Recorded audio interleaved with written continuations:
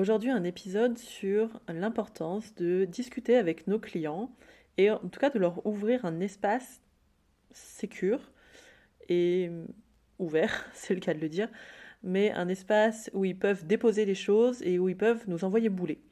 Je m'explique. J'avais une séance là avec un praticien qui sort de formation d'hypnose et qui arrive pas à faire de l'hypnose, en fait, qui est hyper stressé par faire de l'hypnose, et on en a déduit que finalement ce qui déconnait, c'était peut-être pas tant les peurs, les machins et tout, c'était surtout la technique, et qu'il était tellement pas sûr de la technique et que ça lui correspondait pas du tout, qu'il aimait pas cette façon de faire, qu'il osait pas en faire.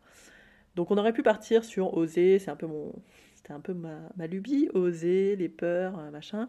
Et là, pour le coup, j'avais pas tellement envie de partir sur ce chemin-là, puisque ça me paraissait très important qu'il ait une technique dans laquelle il a confiance, en fait, et sur laquelle il peut s'appuyer tranquillement, et il peut être sûr de ce qu'il fait en séance.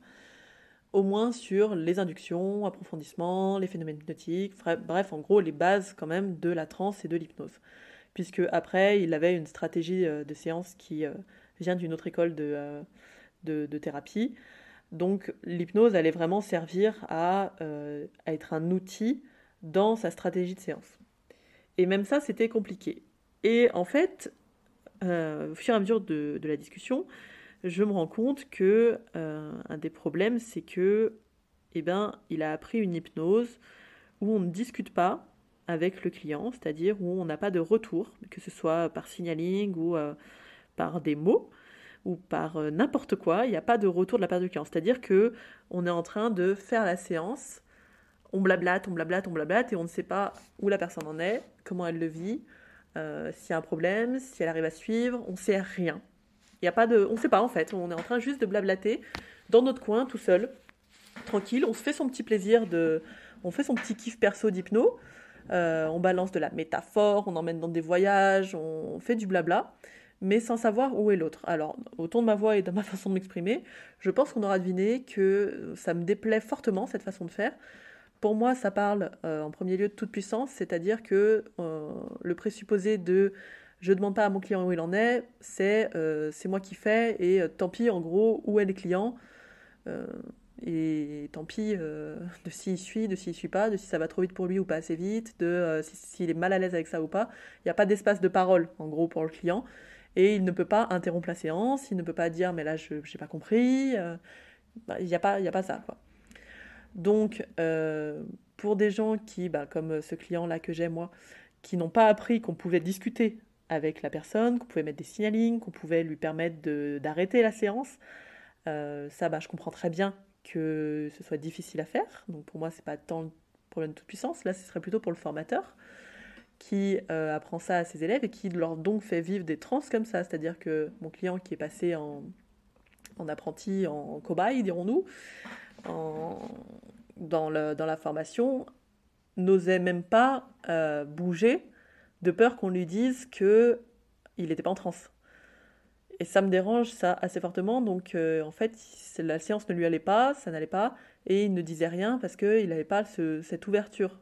C'est-à-dire que l'accompagnant n'a pas créé cette ouverture pour qu'on puisse lui dire non mais là stop en fait. Je trouve ça particulièrement dérangeant. Alors certains me diront oui mais c'est le problème du client, ça veut dire qu'il est trop soumis, trop en enfant soumis, et que finalement sa problématique elle est ici. Peut-être, tout à fait. C'est peut-être tout à fait possible que la problématique soit là, mais tant qu'on n'ouvre pas l'espace à la personne pour qu'elle parle, on ne peut pas tout rebalancer sur le client en lui disant bah oui mais c'est sa problématique, il avait qu'à m'interrompre. Bah non. Ah non, en fait, si dans ton cadre tu dis pas que à la personne elle peut t'interrompre, elle peut ouvrir les yeux, elle peut parler, la personne ne sait pas en fait, ne sait pas comment se comporter en transe. Les gens n'ont pas nos connaissances, donc ils ne savent pas comment on doit être en transe, et il y a plein de gens qui ont le syndrome du bon élève et qui veulent bien faire les choses. Donc même s'ils ne vivent pas de transe, même s'ils comprennent rien à ce que vous dites parce que vous avez un langage complètement abscon, ils vont pas vous dire hey Mayday, si vous leur ouvrez pas l'espace de le faire, ou si vous posez pas la question est-ce que ça va, est-ce que tu suis, où est-ce que t'en es, qu'est-ce qui va pour toi, qu'est-ce qui va pas, est-ce que tu as envie qu'on change des choses, tout ça, si on ne le propose pas à la personne elle va pas le deviner par elle-même en fait, puisqu'elle ne sait pas comment elle doit se comporter dans une séance d'hypnose. Et c'est comme ça qu'on peut créer des grosses incompétences chez nos clients, puisqu'ils se disent, peut-être, par exemple, je prends un exemple, hein, on fait une séance de blabla, de petits lapins, de métaphores, de voyages, de montgolfières qui s'envolent et qui laissent tous les problèmes. Bref, on y va sur la métaphore. L'autre en face n'est pas du tout en transe, se dit dans sa tête, mais qu'est-ce que c'est, j'y arrive pas, qu'est-ce qui se passe, je devrais être dans un autre état, j'ai pas l'impression d'être en transe. Et on finit notre séance, on n'interroge pas, voilà, c'était bien, allez, 70 €, merci, bonne journée. Le client va pas se dire, putain, mais quel gros navet ce thérapeute. Ben non, puisque vous avez le biais d'autorité, puisque c'est vous qui êtes censé savoir, la plupart du temps, le client ne se dira pas, quelle grosse bille. Non, il se dira, putain, je suis nul, j'y arrive pas, je suis pas capable d'être en transe, bon bah tant pis, je reprends plus de séance d'hypnose. Donc là, vous bousillez, un, le travail que vous avez fait, deux, puisqu'il est en train d'analyser ce qui s'est passé, et qu'en plus, il n'y a pas eu de transe, donc il n'y a pas beaucoup de travail qui peut-être s'est fait, même si on est très bien d'accord, il y a autre chose qui se fait dans le travail thérapeutique que la transe en elle-même. Mais il ira peut-être jamais revoir un hypno, il a peut-être pris dans la tête qu'il ne serait pas hypnotisable, qu'il était trop dans le contrôle. Il y a plein de croyances qui peuvent passer juste parce que vous n'avez pas ouvert la possibilité, le moment de dire, là, ça me fait rien. Et pourquoi est-ce qu'on n'ouvre pas ça? Parce qu'on flippe. On flippe que notre client nous dise effectivement, non mais là, il n'y a rien qui se passe, quoi. Ou là, je suis complaisant, c'est-à-dire que je fais une lévitation de la main et c'est une lévitation qui est volontaire et qui n'est pas automatique. Donc, je suis complaisant, enfin mon client est complaisant et j'ai pas envie d'entendre ça en tant qu'accompagnant, puisque ma grande flip, notamment quand on débute, c'est de pas arriver à mettre les gens en transe, de pas avoir de phénomène automatique quand je les propose, de pas avoir la fameuse lévitation de la main quand je suis en train de faire et votre main tranquillement est en train de se lever tout doucement, machin. Donc mon grand flip, c'est d'avoir en face des gens qui me prennent pour un mauvais hypnothérapeute, pour quelqu'un qui n'arrive pas à les mettre en transe. Et donc, je ne propose pas, je n'ouvre pas cette possibilité à la personne qu'elle me dise non, en fait, j'y suis pas, je comprends pas ce que vous me dites, c'est trop long pour moi, c'est trop lent, j'accroche pas. Voilà. Même pour donner un exemple personnel, même pour moi qui suis donc hypnothérapeute, qui suis très bon cobaye, je fais pas des transes très profondes, mais je suis assez bonne dans la transe.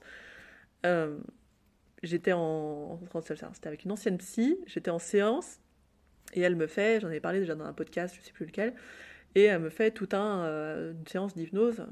Même avant la séance, j'avais envie de dire, non mais moi je viens pas pour l'hypnose, en fait, je viens pour le côté psy. Mon problème étant que j'ai du mal à mettre des limites et à mettre du non et à dire quand ça me va pas, c'est mon problème de base, je viens pour ça. Donc j'ai forcément du mal à dire à la personne, au psy, non mais là j'ai pas envie de faire une séance d'hypnose, donc je fais la meuf complaisante, et ok, allongeons-nous, hein, ok. Petite histoire de lapin, de papillon qu'on doit suivre pour arriver à une source ou je sais plus quoi, bon bref, tout un truc auquel moi personnellement je n'accroche pas du tout. Je n'ose pas le dire pendant la séance, je ne réouvre pas les yeux, je ne le dis pas à la personne, j'aurais pu, j'ai toutes les connaissances pour, mais mon problème de base étant que je suis dans la difficulté des fois à mettre des limites et que je suis beaucoup dans l'enfant soumis, évidemment que je le dis pas, en fait. Mais c'est pas comme si la psy ne le savait pas, ça, puisqu'on travaille sur ce problème. Mais pas de porte ouverte, pas de moment ouvert pour dire au début, si ça vous plaît pas, vous me le dites, si à un moment vous trouvez que vous n'êtes pas en transe, vous me le dites, la meuf sait que je suis hypno, bon. Donc je ne dis rien. Et je passe en fait la séance à absolument rien faire, en fait, à penser à ma liste de courses, à faire autre chose, à pas du tout me laisser emporter, parce que ça ne me parle pas. Moi, cette histoire de lapin et de papillon me parle pas du tout. Donc, séance foutue, ça, ok. Pourrait-on dire que j'ai appris que vraiment il faut un moment se positionner, mais je ne l'ai pas vraiment si bien appris que ça, puisque je reproduis à peu près les mêmes choses avec la nouvelle psy. Et surtout, j'arrête d'aller la voir. Je n'y retourne plus, quoi. Je n'y retourne plus parce que je me dis, ça sert à rien, voilà. Mais encore, moi, je suis hypno. Donc je sais que c'est pas entièrement ma faute, que c'est pas que moi qui suis pas investie, que c'est pas que mes résistances qui jouent, que voilà. Je sais aussi qu'à un moment, on m'a pas ouvert l'espace, que la manière d'accompagner ne me va pas et que j'arrive à remettre en question ça. Quelqu'un qui est complètement ignorant de tout ça, qui n'est pas dans ce milieu-là, ne le sait pas. Et donc ne va pas remettre forcément en question la psy, non, va dire le problème, c'est moi. Et si on n'a pas un entourage de thérapeutes, un entourage d'hypnose, machin, on continuera à se dire le problème c'est moi. Donc tout ça pour dire qu'il est vraiment important en début de séance d'ouvrir ces possibilités-là au client, c'est-à-dire de lui dire vous pourrez me dire quand ça va pas, vous pourrez me dire quand vous n'arrivez pas à suivre, quand c'est trop long, quand c'est trop là. Ça, c'est ouvert déjà de base. Et ensuite, on repose des questions au client pendant la transe. C'est OK pour vous? Vous en êtes où? Qu'est-ce qui se passe pour vous? La personne vous répond en verbal. Ça, c'est quand même encore le mieux pour moi, le plus simple. J'adore, je préfère largement faire une séance comme ça que faire des séances de blabla pendant 40 minutes où je ne sais pas ce qui se passe pour l'autre. Ça n'a pas de sens. Notamment quand on fait des protocoles, on ne sait pas du tout à quel niveau ils en sont, à quelle étape ils en sont en fait. Qu'est-ce qu'ils ont réussi à passer, pas passer, ou est-ce qu'il y a une résistance qui s'est déclarée, on ne sait pas tout ça. Et la personne, si elle ne sait pas qu'elle a le droit de parler en transe, elle va juste rien dire et attendre. Donc, le reposer des questions pendant la transe, vous en êtes où? Qu'est-ce qui se passe? Comment vous vous sentez? Est-ce que c'est OK pour vous? Est-ce qu'il y a un truc qui ne vous va pas? Et il faut être prêt à réceptionner la réponse. C'est-à-dire que s'il y a quelque chose qui ne va pas, on réadapte. Tout simplement, c'est pas grave. On peut se tromper, on peut s'excuser et dire ben là, non, bah là je suis désolée, je vous ai emmené vers un mauvais chemin, on repart en arrière, voilà, c'est pas grave. Vous passez pas pour une truffe parce que vous vous excusez ou parce que vous êtes planté quelque part en fait. Il n'y a aucun problème avec ça. Donc, si la personne parle, tant mieux. Des fois, il y a besoin un peu de débloquer, de prendre un peu de temps pour débloquer les cordes vocales, débloquer la langue, la laisser revenir un petit peu de sa transe, ou même s'ils sont trop profondément en transe, vous pouvez réaugmenter, enfin revenir un petit peu, c'est-à-dire aller moins profond dans les niveaux de transe, faire un petit retour et qu'ils aillent un peu moins loin si c'est pour eux plus facile de parler comme ça. Mais vous pouvez aussi tout simplement passer par des signalings, vous pouvez passer par des phénomènes hypnotiques, et quand tu auras passé cette étape-là, tu auras, j'en sais rien moi, que tu seras en train de voir ta mère devant toi, eh bien la main se rapprochera petit à petit du front, et au moment où elle touche le front, c'est que tu seras OK pour discuter avec ta mère.